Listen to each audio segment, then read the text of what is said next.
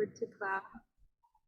Your dad's gonna wonder what he's walking into. How are you? Come. That's so funny. How are you doing? I'm good. How are you? I am good. So Richard was just telling me about his testimony. So we are recording, by the way. No, I was actually saying I connected with sorry. Professor in Cincinnati. What have I not been able to do? Let me check. I know what to do. Okay, let me move it. Sounds like a Maybe bird. move it just a little bit. I'm just turning the sound Is down. that gonna? If I turn the sound turn down, it when oh, there we go. And here I can put this if you want to prop yeah, it. maybe I'll do that. There you go. So Anna's in your no. screen. Maybe Anna can be in both our screens. That would be kind of magical. Hello.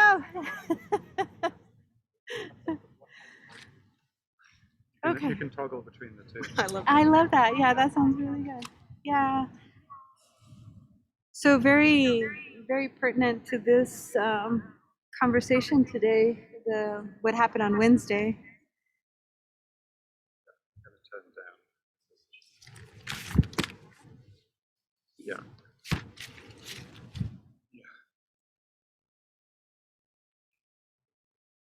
So. Yeah. So anyway, no, but this faculty member, because I was speaking about settler colonialism and these divisive bills, and then I saw that she said, "Thanks for your testimony," and then it was actually I saw that she was a professor in Cincinnati as part of a kind of working group that was to do with indigenous ideas, but she's in the Spanish and Portuguese department of some kind. But she doesn't work on it herself, which is part of another group. So What is her name? Olga. I need to get the exact reference. I'll send you an email about it. Okay. But yeah, I just thought it was interesting how the State House testimony brought a connection that was K'acha Willaykuna specific, really, which I thought was kind of interesting. Yeah.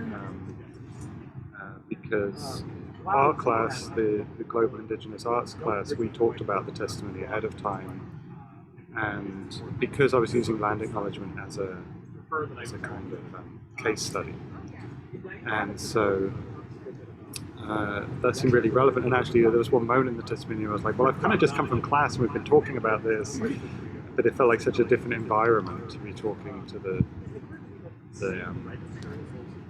Republicans mainly in the State House. So I find it interesting that then another academic from another institution connected based on that moment that then might then feed back into K'acha Willaykuna. So that's kind of interesting. And it seems like that network should be broader even, right? Like, so how exciting that we have one contact, but ultimately, like this bill, I mean, we think about like discipline-specific type of topics, or just like topics across the entire university and what we do in terms of critical thinking. I'm going to leave. This is all silly. I'm going to just be here. Sure, it's okay. Yeah. Here, I'll just. Yeah. It was a nice idea, but the delay just didn't seem to do it. So. There we go. So when your dad arrives, he'll be like, "What's going on?" Yeah.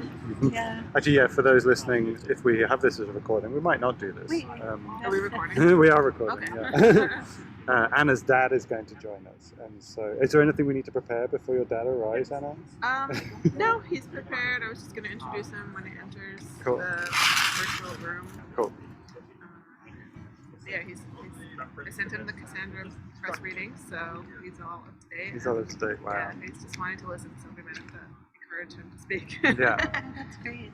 And we'll explain to him that this is not how we usually meet. Yeah. But we have a small group today, so. And I noticed that Michelle was in somewhere nice. So I was like, where are you sitting? Yeah. I want to sit with you. I don't want to be sitting in my office. It is nice. Your office background looked particularly drab. Well, and I just had I like the lights off, so I just had them off. Yeah. So this article, I mean, so just I'd love to hear like what the discussions were in your class, you know, and then what the discussions were just at the hearing.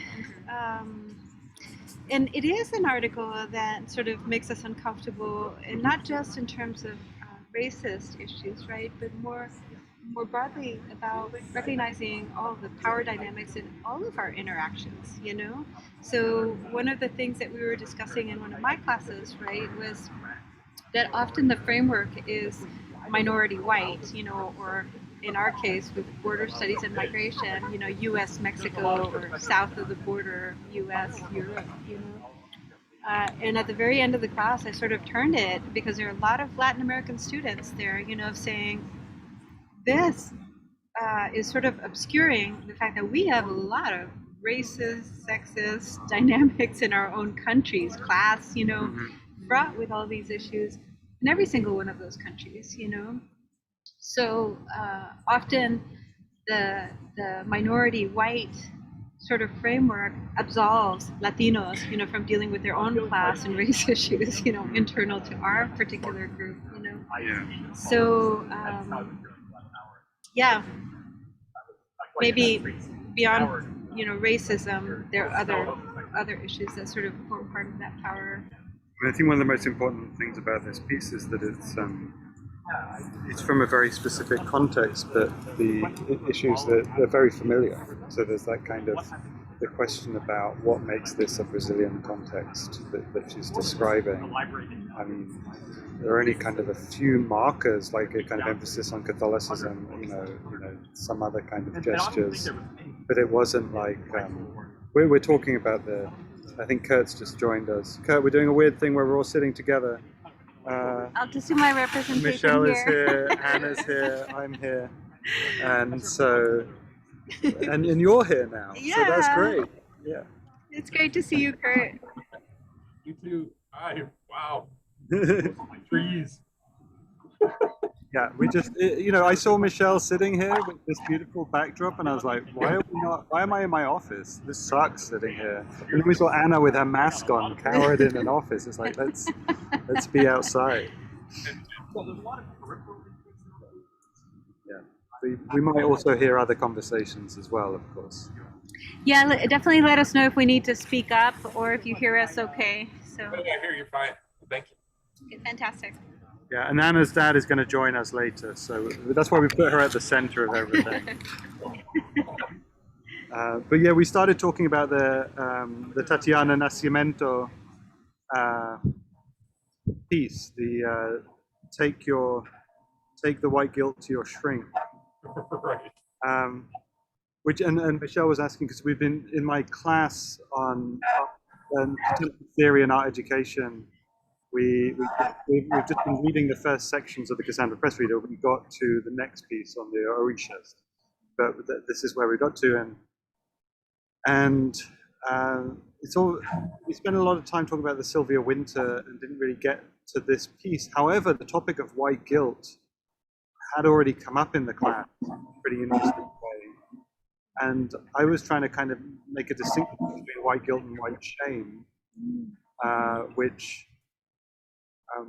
You know, white guilt, for all the reasons that Nascimento talks about, is this kind of performance of like, you know, and this sense of needing it to be expatiated. You know, this kind of like, I need to be forgiven because I have this guilt as a white man. And with shame, it feels like I'm kind of like processing it, not necessarily on my own, but like it's kind of it's on me a little bit more. I'm not asking, you know, when you feel ashamed of something, maybe you don't even want to kind of share it. You want to like process it. And there are problems with both the ideas, I think. But I thought her idea about the paralysis was really interesting. You know, while it's kind of making so many demands on non-white, you know, peoples, and specifically Black Afro-Brazilian people in this context, it's not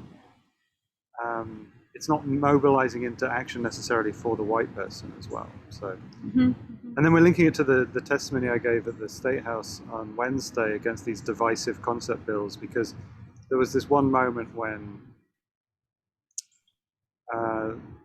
we were talking about genocide, and we were talking about the fear of these bills want to offset for the Republican party in the State House was a child being held kind of responsible for the crimes of their race, basically, in the past. And I was saying, and this was a moment in the exchange which was very, it kind of made me think a lot, and so processing it is going to be really interesting in this space. And that is, I have this privilege as a white professor that I go into a class and there are white students in the class, and when these issues come up, like the genocide of indigenous people in this country, I can not just say, you did this, or your ancestors did this, but that we and our, and actually kind of share. And then that comes back to the question of guilt, share the kind of responsibility and acknowledgement for these issues, and not just like, and actually I was thinking whether Anna, that's even been happening in our class yet, and I can't really tell. I was kind of thinking if I was actually kind of even ventriloquizing something that I wasn't actually doing, I feel like as a class we're still processing, still coming into. So that's I think one of the questions I asked last week was, what does it mean to be an accomplice versus an ally? And there are other terms we can use, but I think thinking through the use of these terms as we see them pop up through institutions like museums and universities is important when we think about the commitments that we would like to make or changes that we'd like to see in relation to any type of guilt. Hi, Dad. We're outside. Michelle's here. Hello, good to meet you. We're so happy to have you with us. Dad, you gotta unmute if you're... Oh, you're still muted. Now I'm not muted. I am, that may be something you want to change your mind about. Thank you very much for having me. I truly appreciate this. I am completely honored and humbled that I'm able to join your group. So thank you very much. Peter, this is Richard Fletcher, and so I'm a professor in Anna's department and co-advisor. Advisor, yeah. You are? Yes, yeah, you are. quite recently. But this isn't how we normally do this. So we wanted just you to know that.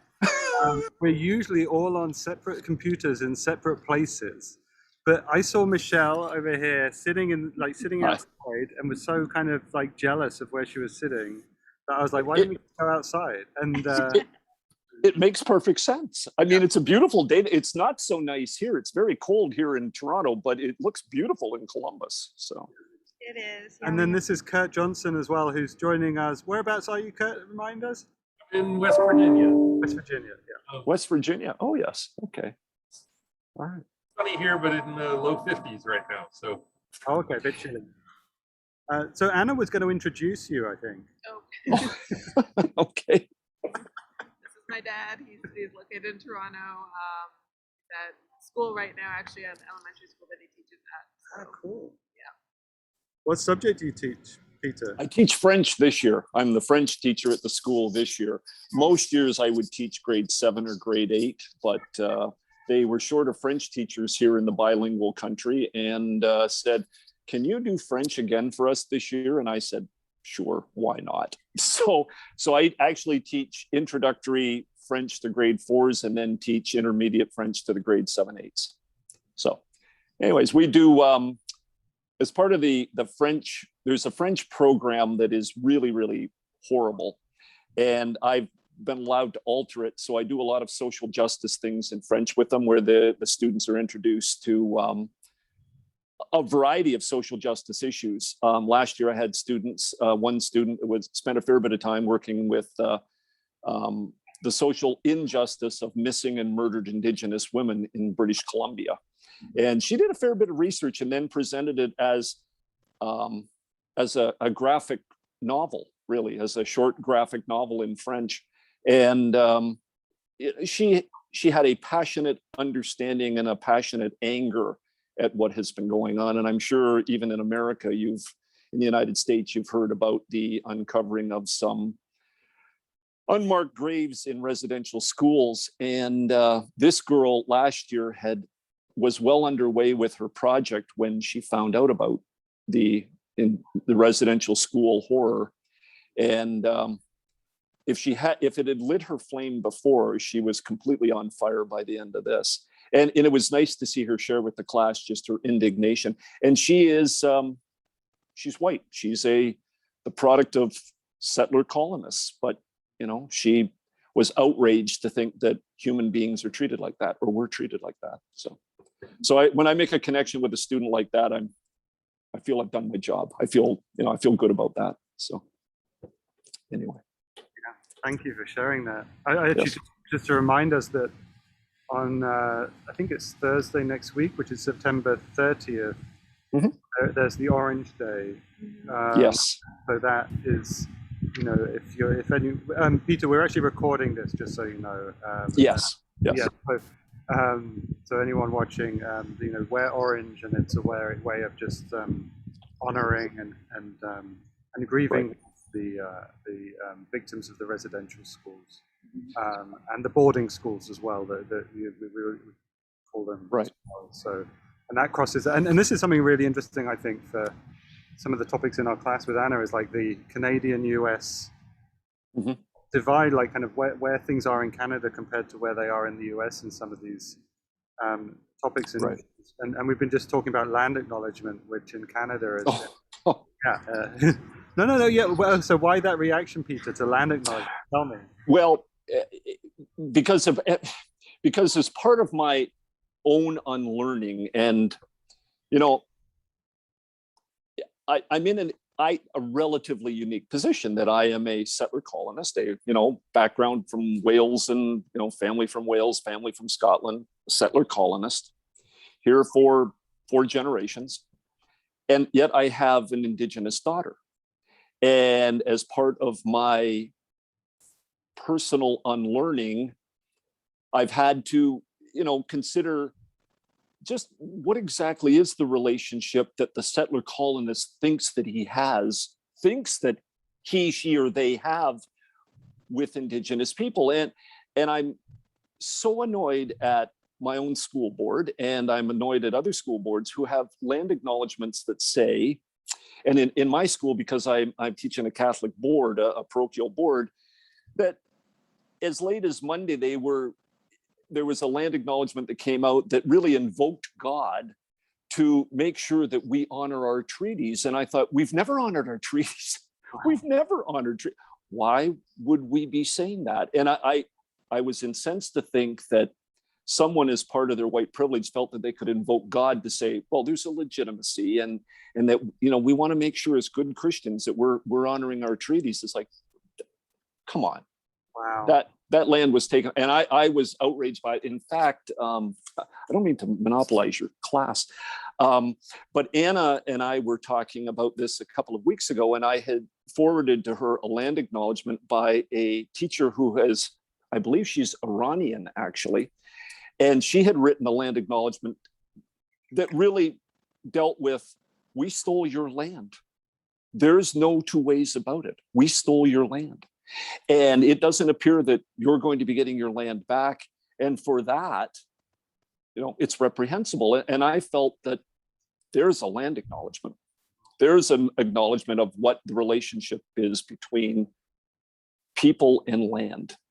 And, we stole it for entirely financial, economic reasons. Let's not talk about honoring a treaty, and especially to expect a treaty is a Western thing. It's a Western phenomenon. It's not something where, Indigenous peoples, they don't write down treaties and show them to the European explorer and say, yeah, let's cut a deal. And I thought it was outrageous that someone would consider saying, let's invoke God to make sure we honor treaties. I was annoyed. I think it actually also sets in motion the future for our discussions here in the US, because that might be down the line. Yeah. If the land acknowledgement gets kind of entrenched within institutions here, it might get appropriated for ends which kind of undermine who it's really for. Right. And actually, it really aligns well with the reading that we're going to talk a little bit about today, which is the Tatiana Nascimento. And just before you arrived, Peter, we started to talk about it. about take the white guilt to your Yep. shrine. And this, the alignment between a religious language, or like he talks about the rosary, and Oh, yes. this Yeah. language that seems to ground this sense of guilt. And if land acknowledgement becomes kind of bound up with the asking of forgiveness, and then of course God will start to enter into the equation for some people. Well, and people think that if they ask forgiveness and they're given that forgiveness, then, well, that should just get rid of all the guilt. Yeah. That should just assuage the guilt. And that, we're settler colonists. We must accept the fact that guilt is part of our life. And this idea of saying, well, I'd really like the indigenous people to forgive us so that we can move forward. That's not how this works. It does not work like that. So it sounds like, the productive thing maybe to do is to think about how would you reframe it, right? Because even the distinction between shame and guilt still we're still in the same realm, right? I think, and then even accomplice, ally, it has like this resonance for me with war type of metaphors, right? But It does. It's militaristic. Yeah. Yeah, but the word that you used, Richard, was responsibility, right? Oh, it's in the bill. Anyway, yeah. Yeah, in the bill. So I wanted to get back to the Yeah. example that you were discussing that came up, in the presentations of the bill, of the testimony about the child, and the genocide. So can you expand on that? Because that is kind of... Sure. And again, I'll explain it also for Peter as well. So on Wednesday, I testified before a House committee here in Ohio, which has two bills that are about banning divisive concepts in schools and universities, and also kind of protections about discussing things that can be seen as kind of ideologically loaded for the teaching of sex and race, specifically in schools. And so in part of my exchange with, and it's nice, so Peter, you talking about your identification as a settler colonizer is very important, because that's part of what I did in my testimony, which I think is, it was a bit alien to the assembled politicians, I think. I think there's even a news article that cites my testimony that talks about some claim that Ohio is settler colonial or something like that, as if it's quite interesting to read the reverberations of it. But what Michelle was talking about was an exchange where one of the representatives wanted to draw a line, basically, and say that we shouldn't, and one of the bills is about higher education and all education. The other bill is just about high school and lower. So he could get to use the language of the child, which is an important moment. But saying that in a classroom, there should be no situation when a teacher says to a child, it is people of your color, and he says that with your color, that are responsible for this. Therefore you are responsible for this, right? That's what he doesn't want, and that's what the bill is for. And at that moment I said, first and foremost, this idea of the child is problematic, because when I'm talking about settler colonialism or genocide, I'm speaking about it to university students, and I don't know if genocide is a topic that's raised early on in a school education, and I could see good reasons why people that develop curriculum might not want to discuss genocide so early in an education. I think there are good reasons for that, maybe.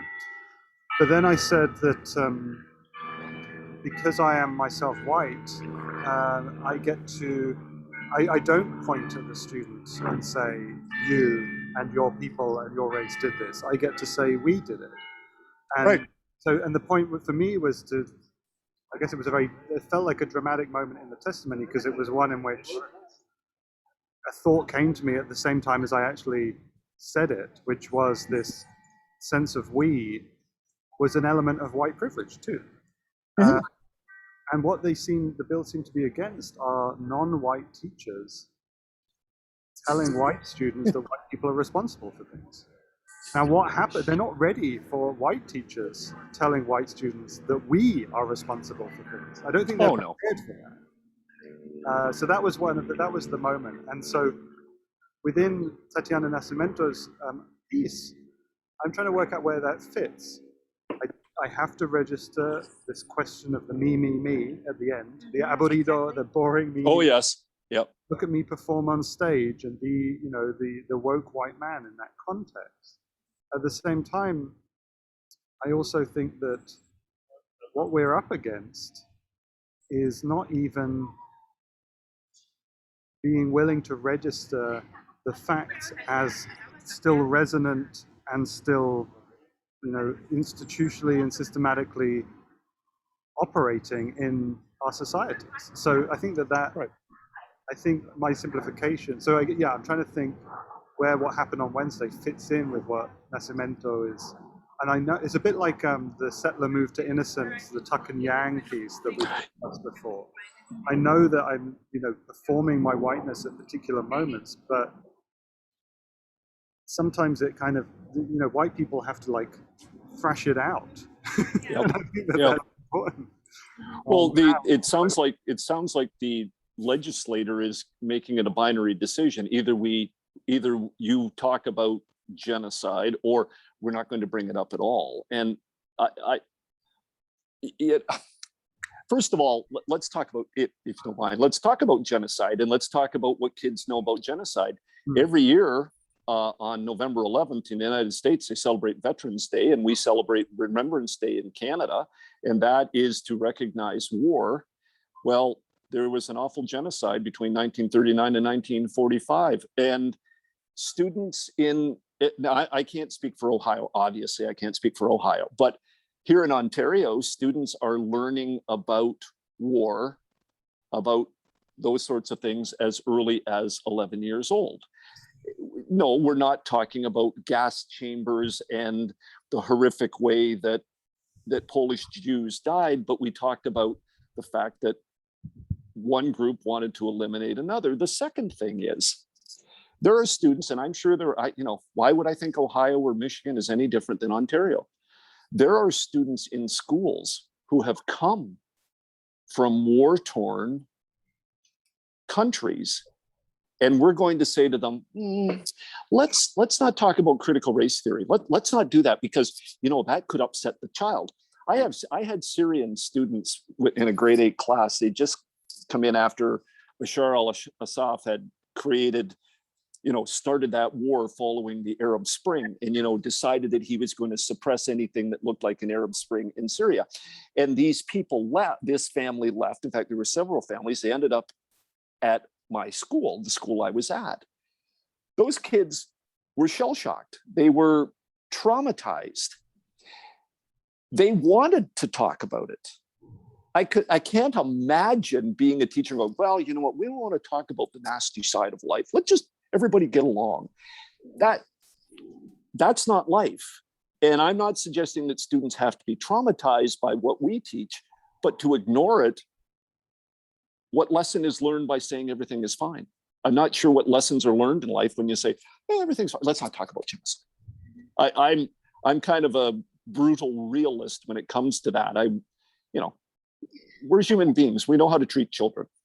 Yeah, but I think that again, and I see this just speaking for my own son's experience as well in schools, and kind of seeing how they present issues in a school that is very mindful of like raising topics about race early on, and having those difficult conversations. But I think it all comes down to the framing, right? Like we can explore a variety of ideas, we can explore a variety of positions. The problem happens when the conversation is cut short, right? Oh, yes. Whether there's one session or one, assembly on this topic, and then you move on. A week, Black History Month, right? A Black History Month or Heritage Month, or like that type of thing, right? Indigenous Peoples Day. Exactly, Indigenous Peoples Day. But that there's no continuity that carries that issue forward. And so my feeling is that the kids, in particular, like if we're talking about children, right, are getting stuck, and then the same point is being reiterated in this sort of abbreviated, simplistic sort of way year after year, which creates a real problem, right? And the other thing that I observe, and this is even the concept of white guilt at any age. One of the things that I'm concerned about is that I guess like when that PC culture took hold sometime in the 80s, what I experienced was like that people started suppressing their curiosity and their dialogue and their ability to talk and to ask questions, right? And I see that happening with younger and younger ages, where Yes. typically we celebrate sort of the uncensored speech that children often have, that they say something that embarrasses adults because it might be inappropriate but extremely true, right? Yes, right. And now I see children policing their speech, and shy about asking questions, whether it's about gender, race, disability, class, national provenance, like that type of thing. So I feel uneasy with that. A lot of the initiatives that I take and the interventions that I have in the school have to do with fostering curiosity, asking questions, establishing dialogues, finding those footholds, to say, oh, I hear an accent, where are you from? Or, where's your family? Right. Finding ways to ask that lead to conversation, right? But on a daily basis, as opposed to just the idea of having a seasonal or a periodic recognition of some event in life, whether, Matt, you made a good point about, Indigenous Day on September the 30th. It's kind of the equivalent of National Secretary's Day. It's like, we'll recognize them for one day and then we're going to move on with other things. And it has to be inculcated into the entire curriculum. It has to be something that students recognize on the 1st of October, not just the 30th of September. Right. So compounding, so there's a curricular aspect of it, and that sort of continuity and the critical analytical thinking that goes with it, right?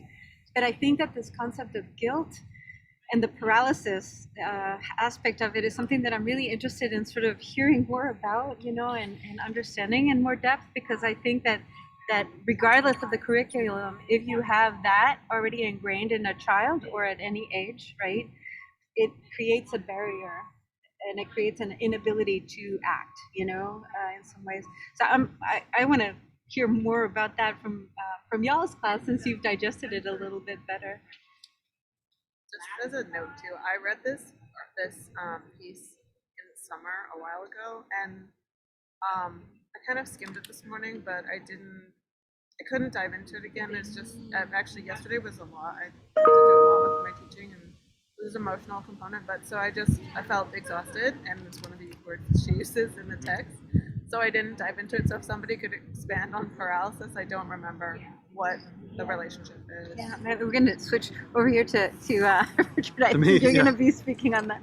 So at the beginning of the piece, there's a section called kinetic paralysis, which is talking about how guilt kind of freezes white people from action.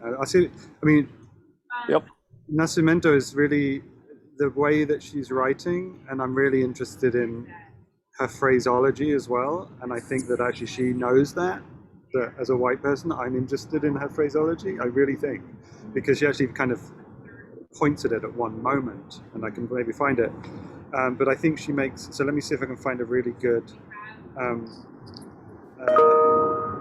so there are two manifestations of paralysis.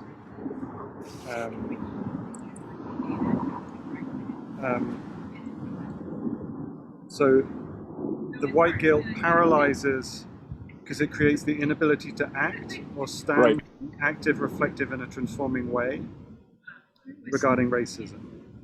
Right. And meaning, like, even the term reparations is part of the refusal or the rejection to even use that language, or abolitionist, or might be part of the freezing of the guilt, because if you start to talk of reparations, you're actually kind of unfreezing from the guilt, because you're actually saying, okay, like, now I situation, and I will be a proponent for something that we need to do about the situation. And then I think she said another element was, it seems to freeze the white person in two frames. The one of purge expiation. So. Oh yes, I remember that part. Yeah, when she mentioned that. Yeah. Yeah. So just like, just get it out there. Mm-hmm. And the second frame where paralyzation is in the place of the martyr that puts the white person, the honor in the feeling of guilt. So the honor, like wearing it as a badge of honor, I feel guilty, and and that's part of the religious framework as well. The martyr. It is. This kind of thing.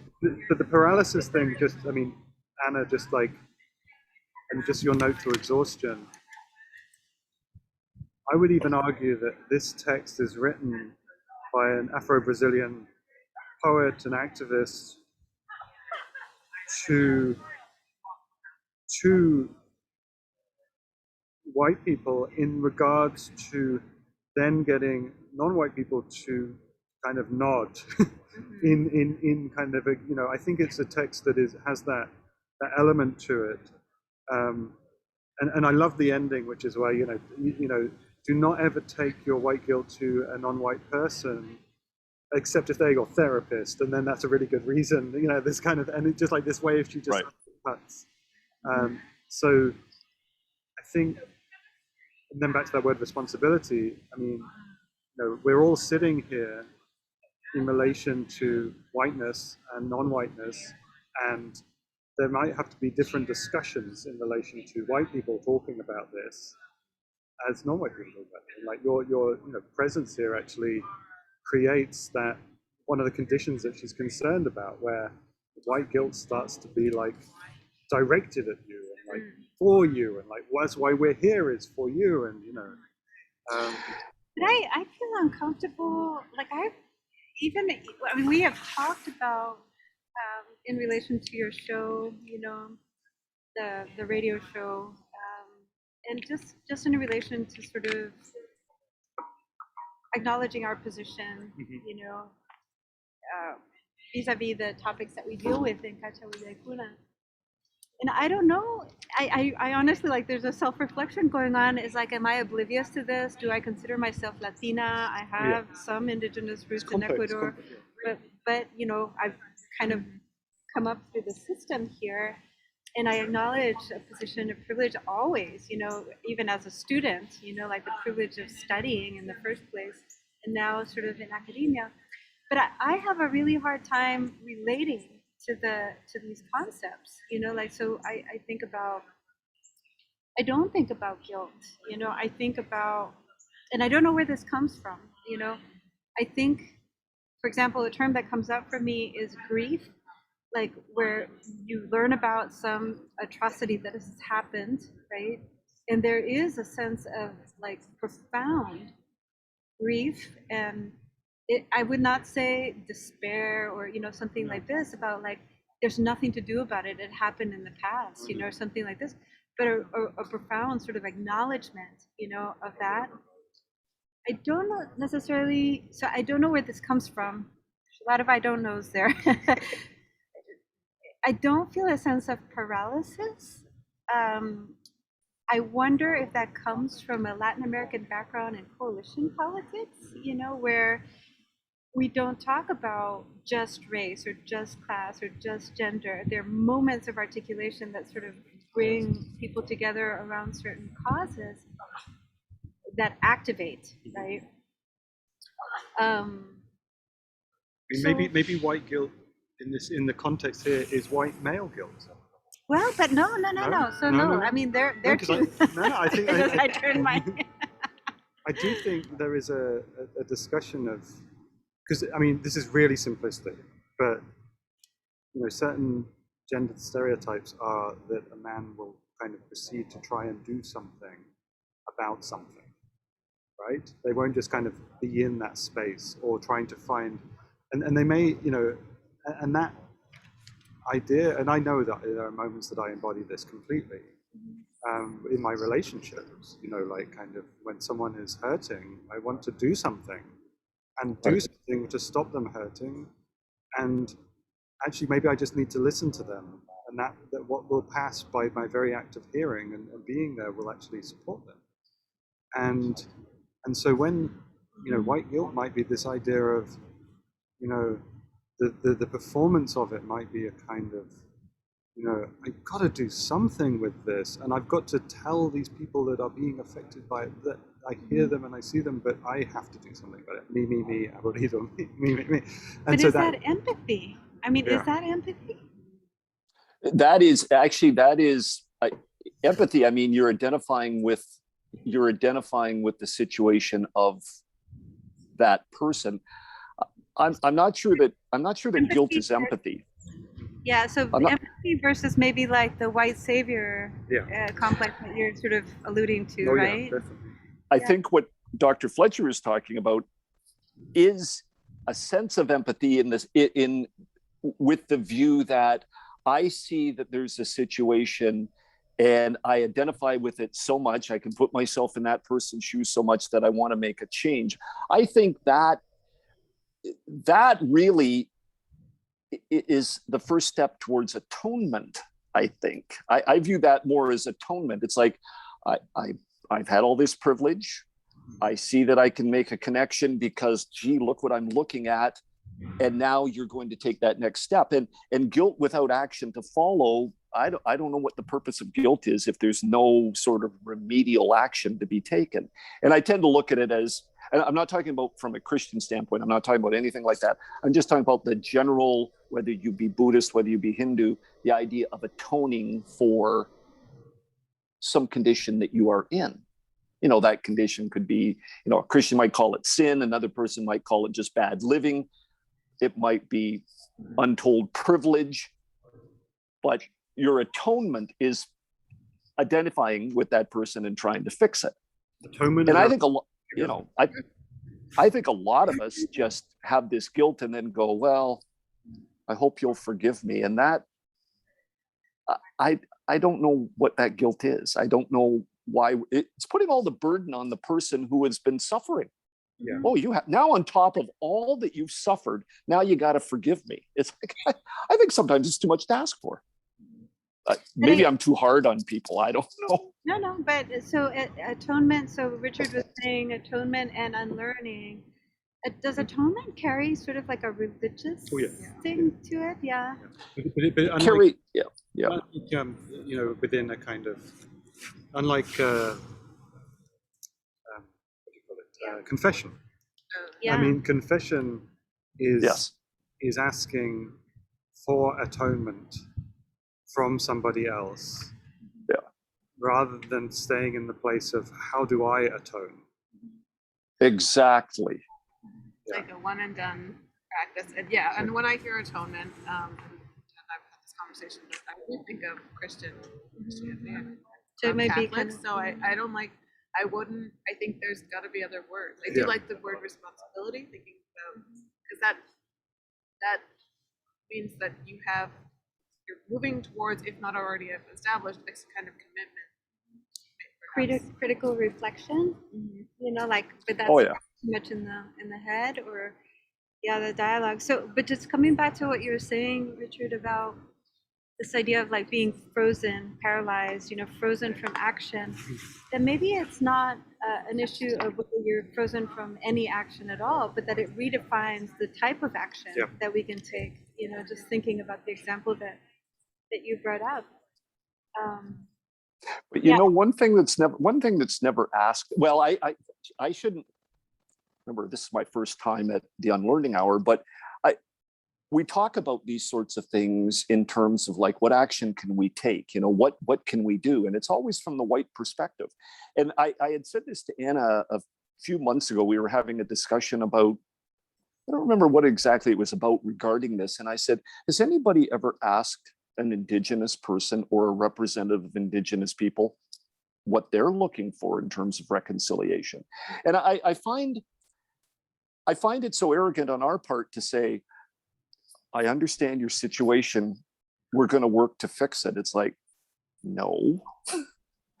What do you want us to do? What do you, the person who has had the indignity suffered, what is it that you're looking for? And I don't see many, I may be wrong, but I don't see many in public office doing that. Maybe it's because I live in Canada and I've watched some arrogant premiers make comments about Well, there was some good that came out of the residential schools. Expletives cross my mind when I hear that. And I think to myself, has anybody ever asked an Indigenous person or representative of the community? I don't know. What do you think? What do you think should be done? Well, so, I mean, I think that that's part and parcel of the type of thing that we do with K'acha Willaykuna, right? To sort of emphasize the relationships, emphasize the partnerships, problematize the power dynamics in those partnerships, Right. think about how can we facilitate agendas, of our, Right. of the artist, what resources do we bring, recognizing the resources that we bring as an institution, what resources can we bring, right? Right. Oh my gosh, the battery is about to go out. Somebody else turn their Zoom on. I'll turn mine on. Sorry. This is the good thing about being together. Yeah. But yeah, always sort of in dialogue, always problematizing, and with a commitment. Make me host. With a commitment to, hang on just a second. Oh my God. It's okay. You are host. No, I made you host. Oh, you made me host? Yes. Oh gosh, let's see. So I'm gonna make you host. Okay, we're gonna make, who are we gonna make host now? Oh my God, my battery is about to run out. I cannot make you, it says you are the host. I don't have host privilege, so. Oh, there you are. There you go. Okay. Mine is about to go out. Okay, I'm gonna just turn mine off. Is that okay? Yep. So we're on yours. Sounds good. But just sort of, Wait. Oh yeah. I'm gonna leave meeting. Yeah. Leave me. Unmute. We're good? Okay. Okay. It's like what Amanda and I did last week. Yeah. Sure, we're gonna switching. That was Kurt and Peter, seamless. can you hear us? I can. Perfect. That's great. That's seamless. Yeah. There we go. I can see Anna and I can see Dr. Fletcher. So I don't know, I think, talking about I think the last part of that was to not just do the events or establish these relationships, but to follow through with the digestion of the pieces like we're doing with the Cassandra press reader, or to follow through with implementation of methods in our classrooms, in a Yes. But along the lines of that, asking what people want different things, right? We can't just assume, and we can't even assume that what they're asking for is necessarily political, right? Well, of course, right. Related to that sort of problematic. So it comes down to individual things, and I think that if we think about it that way, also our responses are individual, but in a collection of responses, that are sensitive and critically reflexive about these dynamics, they start adding up to something, right? But it's not that we can take on addressing the entirety of the problem either, or the responsibility. Right. So I don't know, what do you think about that? I kind of take it in parts, what can I do right now in my position, in dialogue with this group, in dialogue with community partners? I mean, I think this is for me is a very difficult conversation, because the very act of us commissioning the Cassandra press reader from a US Black scholar and artist, Kandis Williams, and an Afro-Brazilian artist, Aline Baiana, whose work I encountered because of her deep involvement and engagement and collaborations, and being an accomplice to indigenous peoples in Brazil. I do think that, and we've had, in the conversation we had on our learning hour, this question of how do we not just read what they've put together for us, but digest it and do that work. Because I mean, Cassandra Press, Kandis Williams Press, that this is published under, it ends its kind of discussion of what it's focusing on in their readers as y'all ain't listening, basically. You're not listening. And so our reading has to be part of that listening. And at the same time, Michelle, I really want to kind of say, register there's more, than in Sorry mine. about that. We've had this conversation many times before. But for me, it's like, how to get Kandis and Alina's voices into the classrooms and present into the classroom, so that they are the teachers at these moments when we read text chosen by them. And I think that's why the reader is so important. It's like, it is a pedagogical mechanism to bring their voices into the classroom, whereby there has to be moments when I, as a white teacher, have to step back and just let that conversation happen. And so Absolutely, I think those moments when, Anna, you were like, that your exhaustion and the exhaustion of Nascimento were being registered at that time, they're the important moments. It's not our kind of covering discourse around it. It's that. And it's not, it's also, it's not like that I don't want to engage, of course. I mentioned I did already. I read this in the summer, which was heavy reading, but the topic is like, I need a moment. I needed a break. Yeah. I think, and I'll go back to it because I do understand. I mean, I was on the talk in the summer with Kandis and Aline, yeah. And it was great to listen to them speak about this reader. We asked questions how they put together, and to just have the space with the authors, right? And coming at a different type of reader, I would say alternative reader than what I'm used to, or an academic or professional reader. So asking questions too. I think I asked in the summer, how would you like us to? What should we read first? How do we engage? How do we read this, right? In terms of deep listening to the text and their voices. Yep. And maybe just to mention, like this idea of the bringing their voices in by way of the reader. I think that Kandis Williams said this from the beginning of her talk. You need to create positions for Black artists, right? For minority artists and just minorities, period, right? Right. The institution. In the institution, so I would say that for her, yes, what we're doing is important, but it ultimately it's not the final step, right? It's a step in a process that is way behind, in terms of structural change. And it also underscores the fact that discourse is not action, right? So as we think about things like intellectual discussions or forming communities of affect, or this type of thing, that ultimately the step between that type of discussion and those types of communities to communities of action, is not self-evident. Like, that is something that requires work and energy, and it is a different type of work than what we do thinking about things critically, and within an academic context. Maybe you're the one actually that is bridging that much more actively by providing testimony and. And I think one of the things that must be infuriating to someone who testifies at a subcommittee is when they say, we really appreciate the time you took today. We've got to consider that. And it's like, considering is barely a verb. It's barely an action.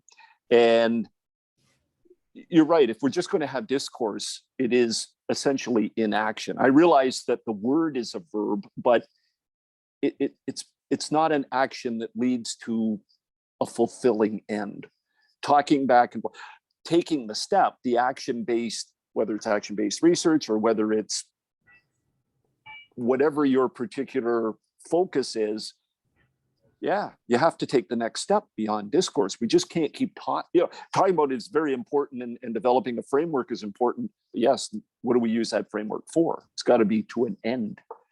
And I've watched, rather listened, I have not watched, I have listened to Anna speak about the both of you. And, I know what has driven her is the fact that there could be some action come out of this, that there could be some activity, meaningful action come out of it. Good, because we can't be subcommittees going, thank you for joining us, and that's great, we'll get back to you. It's like, no, we're moving beyond that now. People's lives have been destroyed. horrific things are being uncovered, we can't just say thanks for your input, you know. But again, what action? I think that framework of not just saying action, but what action, in what capacity? Well, that probably forms part of the causal model, right? Probably forms part of your modeling is, there can't be a universal model, or at least a worldwide model for every Indigenous group. You may be creating models for change among subsets. That's great. I've listened to a couple of people, Wait, Dad, throughout the. Hold on, Dad. We have the hour, so. Oh, I'm sorry. I'm sorry. Now. Strict attention to the hour. Okay, Anna, close us out. Anna, close us out. Kurt, did you have anything you wanted to say? Been quiet. No. Oh, no, it's been wonderful listening. Yeah. No. There's Did you a want lot. to say something? Well, no, just that there's a lot more to discuss, about this article, yeah, so lots of things that I didn't get to bring up that maybe we can bring up next time. Yeah. Okay, well, thanks everyone for coming. I'm going to just press stop on the recorder, just so that's a kind of version of the stopping of the hour. But to entice people to come next time, we can speak after the recording. You never know what you'll hear after the recording. But thanks everyone for joining us, and happy Friday.